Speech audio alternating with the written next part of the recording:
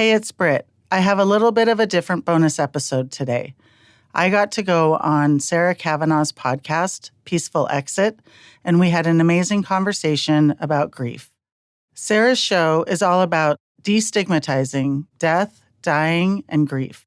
My favorite recent episode of hers is one with neuroscientist Mary Frances O'Connor, and she talks about the brain science behind grief, and it was so fascinating to me.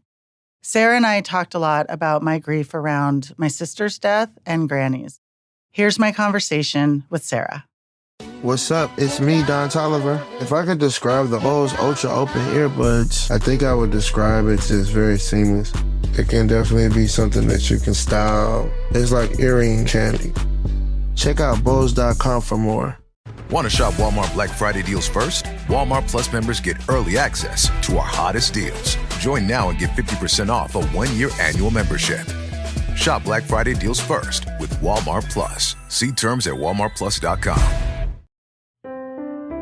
Hi, I'm Sarah Cavanaugh, and this is Peaceful Exit. Every episode, we explore death, dying, and grief through stories by authors familiar with the topic. Writers are our translators. They take what is inexpressible, impossible to explain, and they translate it into words on a page. My guest today is Brittani Ard. She has a podcast called You Probably Think This Story's About You. I met Britt right here at the Large Media Studio because they also produce this podcast. Britt's show is an incredibly well-told story over 8 episodes that takes you on this very intense journey. It all starts when she falls deeply in love with a man she's calling Canaan. As the podcast unfolds, you learn he's not the man she believed he was, and the story really isn't about him in the first place. The reason I'm talking to Britt today is that her show actually includes a lot of loss and grief as well. So if you haven't listened to her show, this conversation does include some spoilers. Welcome to Peaceful Exit. Thank you so much for having me. So what inspired you to do this podcast?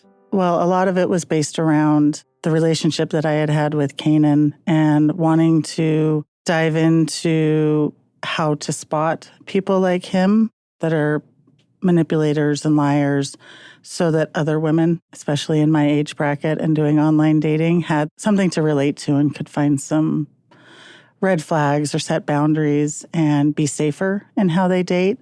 And then it just sort of evolved into this story about my history and the stuff that I've gone through, because a lot of why I ended up with Canaan came from that grief and abandonment and some of that loss that I had had. So it turned into this huge self-reflection. Do you feel like telling the story on the podcast was therapeutic for you? It was so cathartic. My therapist and I talked about how I was doing double therapy. I would come into the studio and then I would go see him, and the best days were when I would see him after my studio session so that I could sort of talk about it, because none of the stories that I told in the podcast, it wasn't the first time I had told them, but getting it out to the public, it doesn't feel like it's mine anymore. It doesn't feel as heavy. And I've had hundreds of messages a day from women that are writing in talking about how they feel less alone, or they feel like they can relate to maybe the dating side. Some of them are around grief. A lot of them are about relationships with parents and addiction. And so then I feel less alone. Yeah. The really sad part for me is that I have some empathy for Canaan. Mm-hmm. And if I could know anything, I'd want to know what happened to him as a kid. Like, what happened in his life that caused him to detach and to be this person, because it had to have been horrific. Well, what I see in you is curiosity and empathy toward him. You've done a lot of work on yourself. Well, that's the only way you can feel compassion. Yeah. And, therapy over the years, I started after my sister passed, and the changes in how I've reflected on how those things have sort of shaped who I am is, with age and experience and these sorts of situations and more kids and divorces and all of that. But it's so important to understand the why you sort of end up in situations. And that's what I'm trying to do now. Will you talk a little bit about the name of the podcast? You probably think this story is about you. It hits with the Canaan aspect of it, him thinking that this podcast is going to be about him, which there is some parts that are telling how he affected us, but it really is about myself and the other women that came forward and how they've navigated life before and after sort of dealing with him. So a lot of people have responded and said, I think the story's about me and I've related to it in this way.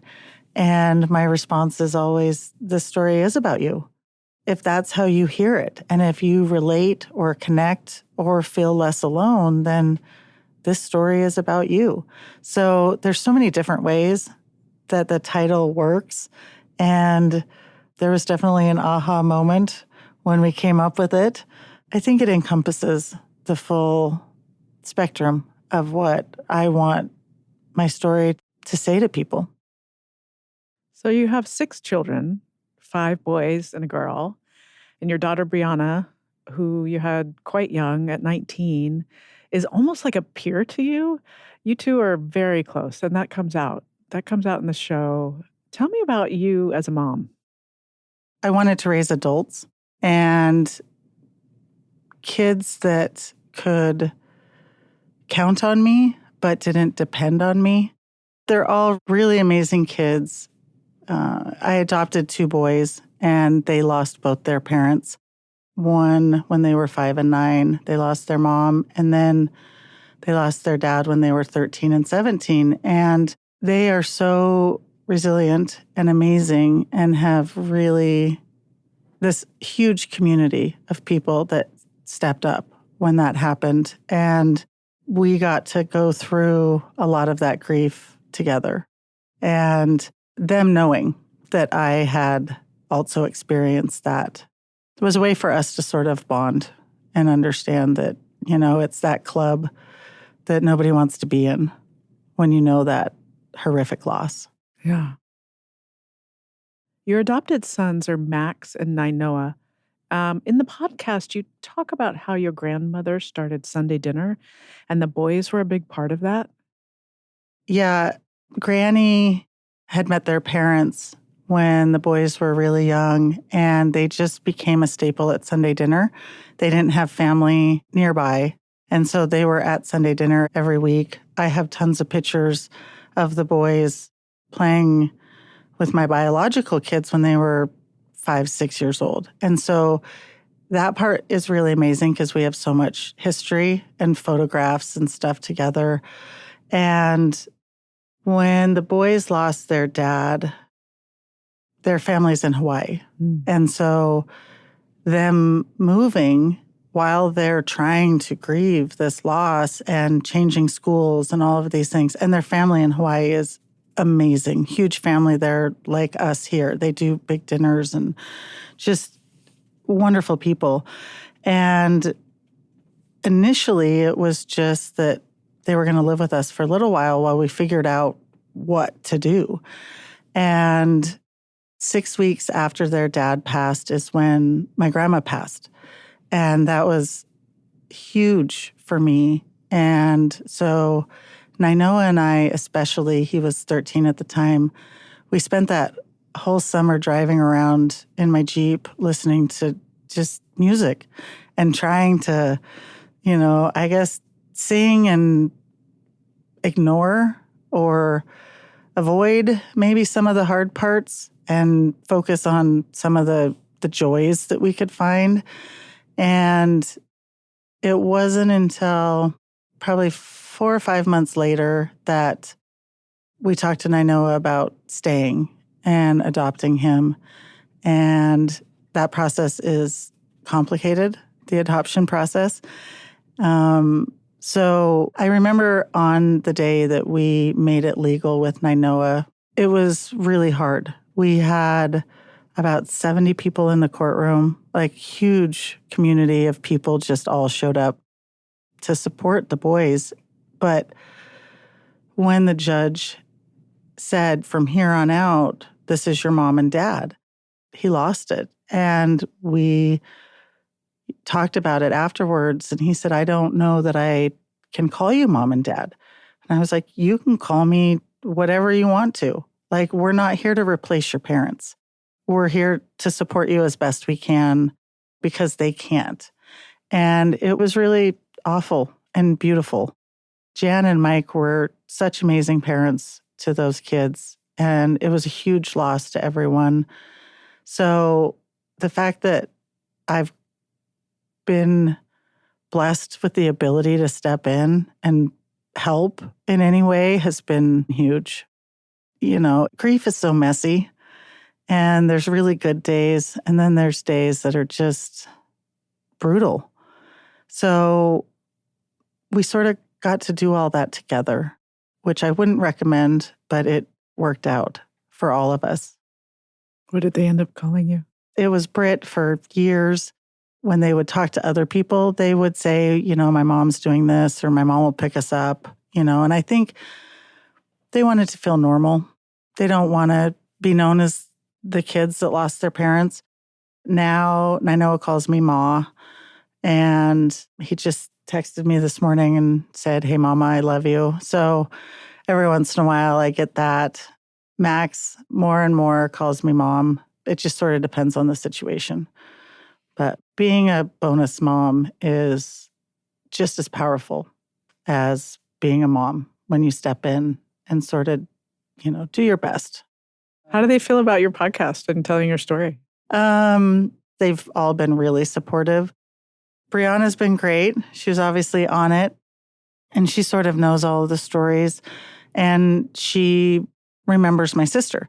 The boys were not born before my sister passed, and so a few of the boys have listened to the episodes about my sister and Sunday dinner, but have skipped the dating ones. I was just with my son last night, one of them, and he's like, yeah, I'm not ready to listen.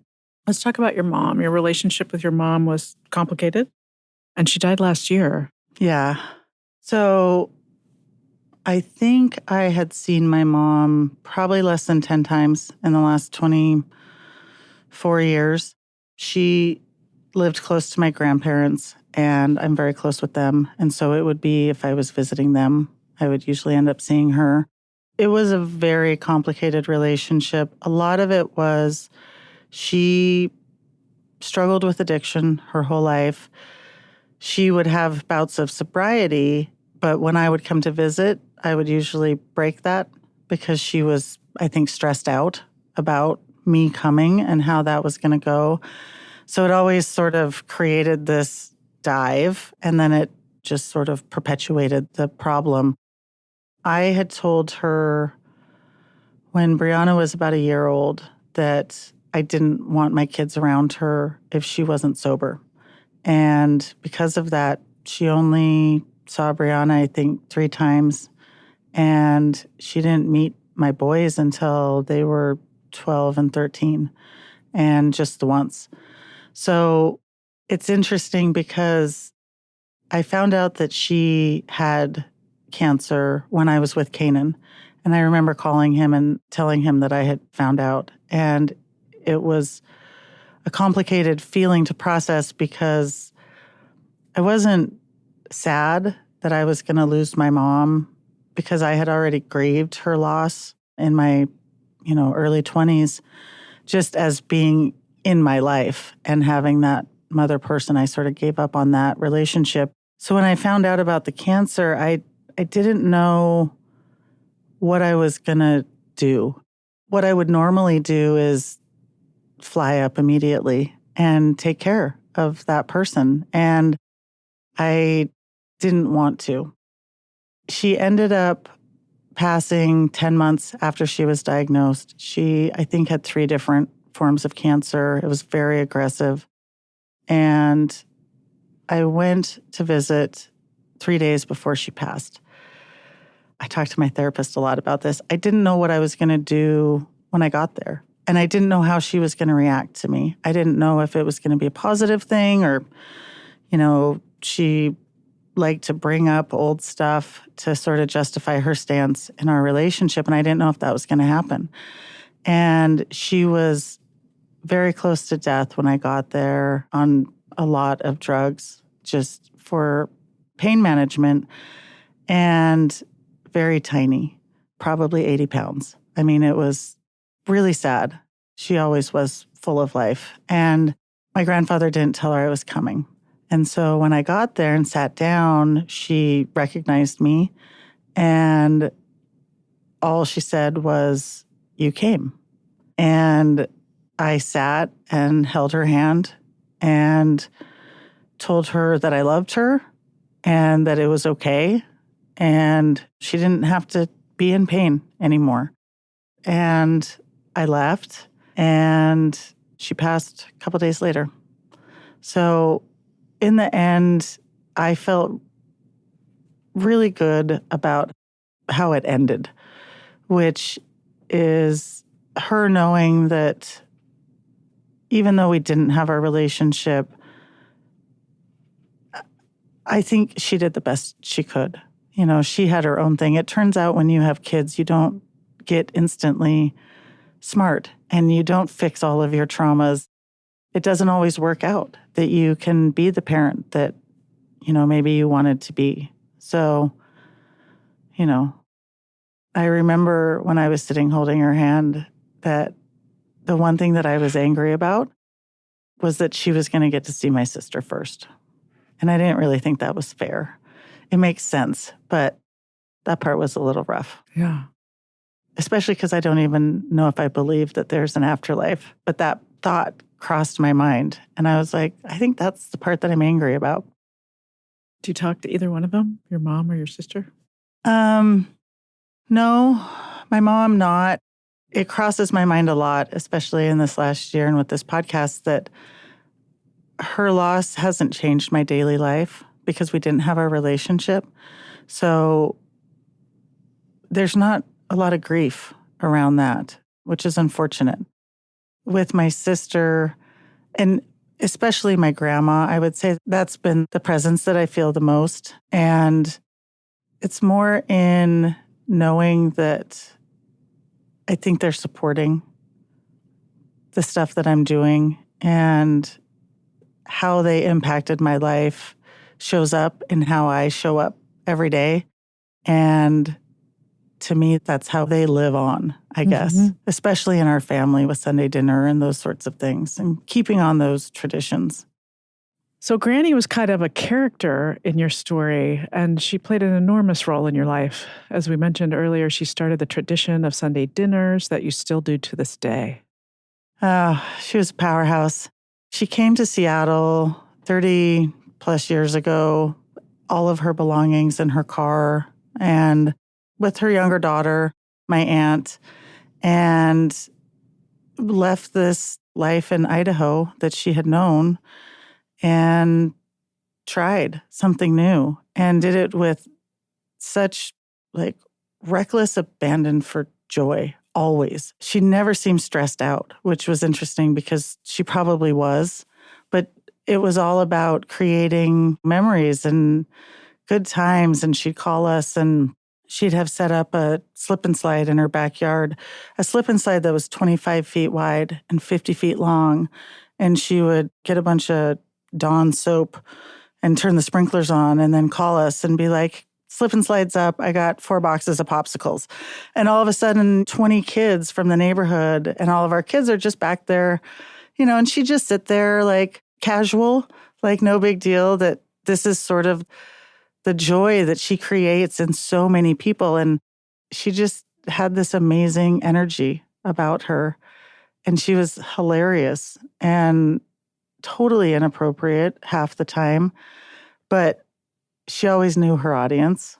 And so she played it really well. She was really successful in business and in love and with her family. And it radiated out of her.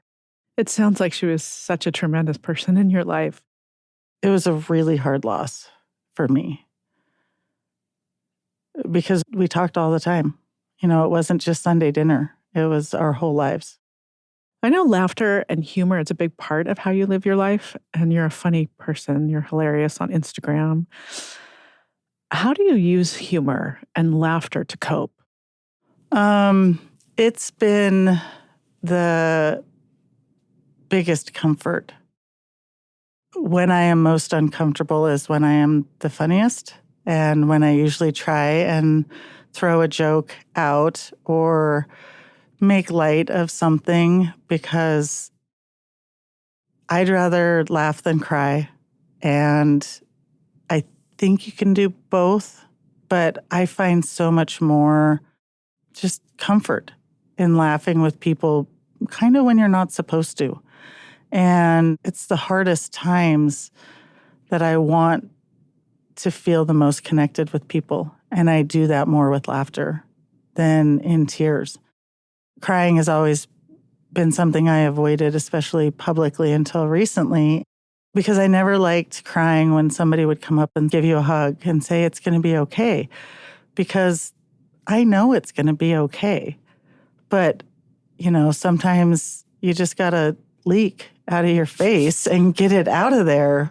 And it's true. I just, the patting on the back and the, you know, it's uncomfortable.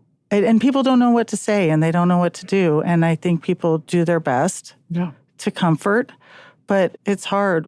With my sister's death, the hardest part was people asking what happened and not really having a good answer. And everybody wants to know how somebody died. It seems to be like, oh, what happened? Especially when someone dies, you know, at 20. Yeah. And they sort of want to know the details. They're fascinated with it. And I get the curiosity, but in some of those situations, it's really complicated to answer. I just avoided talking to people a lot during that time. So I'm curious if there's a connection. I know with Granny's death, it probably made you want to live with more vulnerability and let more people in. Or maybe it was that you were vulnerable in your grief. Is that what made you sort of attracted to Kaden? So the interesting part is that it took about 2.5 years after Granny died for me to get to a spot where I did want to be vulnerable in my grief. Right after she passed, I did what I normally do, which is lock down. I didn't cry. I, you know, planned the funeral, sort of all of the steps that you take.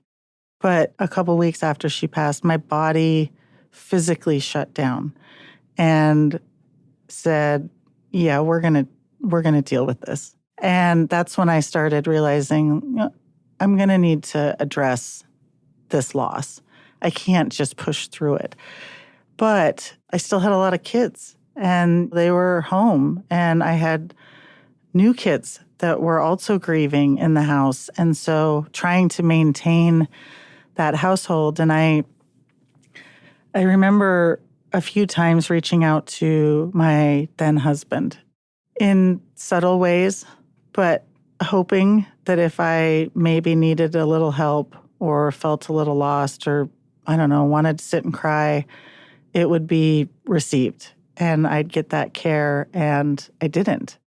So I really leaned on friends and family and stuff, but it was really harsh to feel like I was broken, which I was broken, but you're going to get fixed at some point. It's really time that helps with that loss. But I think it was 2.5 years before I really accepted how much of a loss that was for me. Then in deciding to get divorced, and there were a lot of other factors to that, but it really was that emotional connection and care. And when I went into dating, I did it with such a determination to not present myself as somebody that was bulletproof. I do have bad days, you know, and it's probably going to be okay. And so I was an easy target for Kanan because he just saw that I was open and willing to share and be vulnerable. The hardest part after Canaan was not closing up again and approaching my subsequent relationships with friends, family, and in dating, staying vulnerable. How'd you do that? A lot of grit, I think. A lot of understanding that even if it didn't work out, I'd be okay. It might take some time. I might have to rebuild a little. But so far, every time I've rebuilt, it's been a little stronger. Yeah. Yeah. Well, something a little lighter, like Granny started Sunday dinner. How do you keep it going? You know, it's funny because for me, it started when I was in my early teens, and it's just what we do. It's not are you coming to Sunday dinner this week? You just show up. And we've all had a chance to host Sunday dinner. Since Granny passed, it's all been in her house. My family as a whole spent a lot of effort to make sure that we keep that house. Does anyone live there now? Yeah, so my aunt lives there now, Oh, nice. which is great. And we're going to try and keep the house. But regardless, we have to keep Sunday dinner going. Yeah, it's such a gift. And, you know, to have that many generations hanging out, you know, we're just sitting around laughing and talking, and we flip each other's shit. None of us are huggers, so you don't show up and hug everybody. But our conversation is how we connect. There's so much honesty in how we connect because we don't avoid this stuff. My son walked in and, you know, it was like, why are you back early from the festival? And he's like, oh, you know, just left early. And I'm like, really? Why'd you leave early? You know, in front of everybody. And he's like, well, I got kicked out.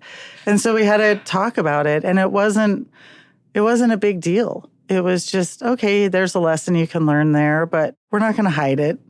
But we're also not going to judge each other for being human and doing those things. And my dad said a lot in the podcast, we all grew up together. When Brianna was born, we had 5 generations alive.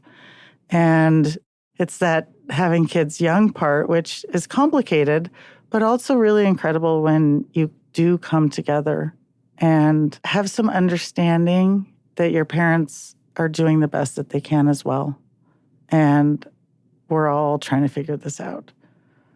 So it's great to have that support. That's for sure. I want to take a minute and talk about hormone harmony. It isn't just for menopause, even though I was thrown into that last year. Finding a product that helps regulate my symptoms has been so crucial. Whether it's hot flashes, night sweats, or those racing thoughts and low moods, I've been able to use Hormone Harmony to help me feel like myself again. This isn't just a product for somebody that's going through menopause. It can help you at any stage in your life to help maintain optimal hormone levels. I also love Happy Mammoth's Complete Gut Repair. With the Complete Gut Repair, when I'm traveling, I can make sure that I continue to feel like myself, even with the time zone changes and dysregulation to my sleep. For a limited time, you can get 15% off your entire first order at happymammoth.com using the code YouProbably at checkout. That's happymammoth.com with the code YouProbably. 'Tis the season to share the joy with the Instax Mini 40 Instant Camera. With a classic design, you can capture each and every festive moment and print them out on the spot. Make this holiday season unforgettable and gift the Instax Mini 40 Instant Camera. Don't just take, give. Visit instaxus.com to shop. Okay, I have to tell you, I was just looking on eBay where I go for all kinds of things I love, and there it was. That hologram trading card. One of the rarest, the last one I needed for my set. Shiny like the designer handbag of my dreams. One of a kind. eBay had it, and now everyone's asking, ooh, where'd you get your windshield wipers? eBay has all the parts that fit my car. No more annoying, just beautiful. Whatever you love, find it on eBay. eBay. Things people love. When you've been through grief as much as you and I have, and we've both had so much loss, and here we are speaking publicly on podcasts about it, did you share your grief with others right from the start? No, for a long time, it was usually me just crying in the shower. But I hid it a lot until the last few years. I was looking at one of the videos from the podcast, and I'm crying on the video, and never in my wildest dreams would I imagine crying in public on video and sharing it with anybody that wants to watch. And it's been really liberating to do that. But I just never really established a good way, which is why I think I've only recently started addressing that loss around my sister's death. We learned in your podcast that your sister died tragically at the hands of her boyfriend. And at the time, that grief was very different for you. Yeah, for sure. I didn't have a choice with Granny. It broke me. Her loss gave me the greatest gift, which was understanding that I get to be human and feel that weight, and it's okay. And so I really got to sort of grieve losing two of the most important women in my life, which is my sister and grandma. And it was really hard and so worth it in the end, unfortunately. Yeah. A lot of conversations I've had with people when they have that kind of traumatic loss, it opens up everything else. Yeah. It just cracks you open. I used to tell my therapist that I have all my stuff in bins. I try not to carry it around, drag it around as baggage, but bins. And then I just put it all in there and stand on top of it. And so I would get a little taller and a little stronger, and each traumatic thing just made me better. And he's like, yeah, but we could unpack. We could open those bins a little. And I always told him, I'm like, I'm afraid if I crack that bin, it's not going to stop. And how do you stop grieving once you really let yourself do that? And he convinced me eventually that we should crack them open. And it's true, though, because I'll cry all the time now. And I told him, I'm like, you turned me into a crier. Like, I feel feelings and then I express them, and it's really complicated sometimes. And he's like, do you want to go back to standing on your bins? And I was like, no. I kind of like being at the level where people can care for me and hug me and even tell me it's okay. And it doesn't feel like it has to be okay right then. Yeah. Or tell you it's okay not to be okay. Right. You know, you cannot be okay. You cannot be okay. You say in your podcast that your grief was like a physical pain when your sister died. I remember we were at my dad's house. It would have been probably 2 days. That whole week is a blur, but probably 2 days after, and family had started coming in, so there were people kind of everywhere. And I had gone upstairs to get away because I kind of knew I was going to lose my shit. And I had gone upstairs, and right after I got to the top of the landing, I crumbled.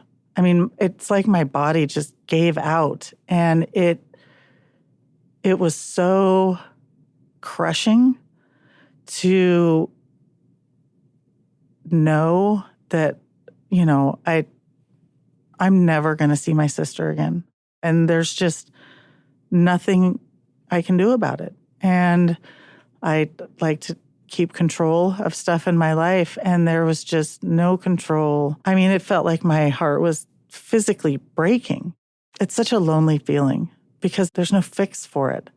You just have to sit in that pain and loss, and eventually it gets a little less painful, but it really felt like it was just broken, all of it inside to my bones. There's nothing you can do but understand that, you know, that person is gone, and it's really hard to recover from. I don't know if you ever do, but it gets easier most days. Well, I had a recent episode with brain scientist Mary Frances O'Connor. I listened to that episode and it was amazing. And she talks about how you don't get over it. Yeah. But your brain figures out how to exist without that person. Yeah. But it's like, that's why you think they're going to walk around the corner in your living room or appear somewhere, when you're out. The brain is kind of trying to figure it out. And keep you going. Yeah. Yeah. That first week after, I don't remember a lot. I did a lot, but the shock. And I don't know if, I assume it's a really good thing because your body is like, okay, we got to get through this. And so that shock just sort of keeps you going. But it's powerful how your brain is doing its best. To protect you. Yeah, to help you through that. To help you, yeah. And the chemistry behind that is... It's amazing. Yeah. You and your father were builders, and I know by listening to your podcast that your father owned that building where your sister Braley was killed, and you didn't go into the apartment where she was found for a whole year. Yeah, so my dad owned the building, and so we didn't have to... Yeah. I mean, we were losing rental income, obviously, on it, but we didn't have to go in there. And so we didn't. And one day turns into a couple days, and then a week, and then a month, and then it's like, we need to do this. And it's really hard to go through some of these things. Yeah. When my mother died, my dad put everything out within 2 weeks because he couldn't even look at her things. Yeah. It's so hard. Yeah. I can see why you didn't want to look at it. And I would imagine if we would have been living with Braley or, if we had to see her stuff every day, we would have done the same thing. But when it's in this other place, it's so easy to just sort of, okay, we'll do it tomorrow. I don't want to deal with this today. Yeah. And yeah, all of a sudden it was a year later. Yeah. So are there any stones in your grief about Braley that haven't been turned over yet? Do you feel like you're still exploring it? I think because we won't ever have a sort of conclusion or resolution to her death, it's always out there and it just sort of looms in this weird way. And so that part, I think, is never going to change. And there's really nothing I can do about it other than assume that things worked out the way they were supposed to in some weird way. But the celebrations always are the hardest. Like birthdays? Birthdays and not just hers, but because we get together as a family, we don't just do it for Sunday dinner. It's birthdays and holidays, and we spend all that time together. Today's my birthday. Happy birthday. Thank you. And so, my family's coming over tonight to barbecue, and it's oh, thank you for having this conversation on your birthday. Yeah. And so, but it's that, the fact that we all still get together is great, but it's also, you miss her. And one thing I'll say is in today's age, everybody has so many videos and photos of people, just so many, constant. You're almost bombarded with all of these videos of your kids and parents. We didn't have that much. And 2 years ago, my grandpa took all of his home videos and had them put electronically. And they didn't tell me. I got an email that was like, here you go. And I opened up this email and hit play on one of the videos, and it was my sister. And she would have been about 18 in the video. And it was the first time I had heard her voice in probably 10 years. And I didn't realize I had forgotten what she sounded like. And it was so crushing to just all of a sudden, because I felt so guilty that I had forgotten what she sounded like. Those sneak attacks are the ones that I think that I'm doing really well. And then something like that happens and it's like, oh, okay. Like I immediately responded back and I was like, hey, next time heads up, just, we're sending a bunch of videos of you as a child, just so I can prepare. But in my grandpa's eyes, he was doing something amazing, which it was. But I'm sure a lot of people have said there's songs and different things or different places or smells, and all of a sudden you're just going about your day, and then it's like you're right back in that first day finding out. Yeah. You're not alone. I had the same experience. I saw a video of my mother giving a speech. But it's like 20 years later. Yeah. And it felt like you were back on the day that she died. It just instantly. I was there when my dad found my sister. And so I watched her go out on a gurney in a black bag. And I was actually pregnant at the time. I was 3 months pregnant.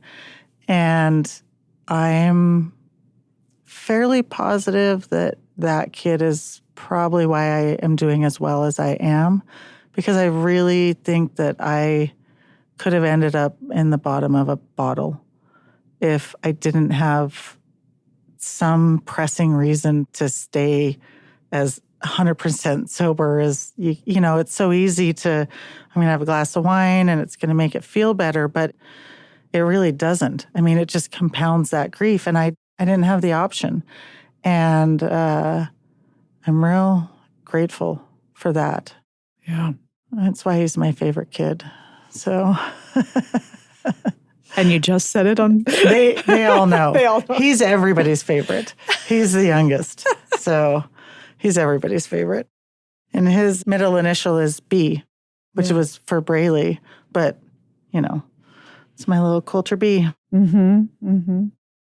Do you have any regrets in your life? And what do you think about the concept of regret? There's choices that I probably could have made differently, but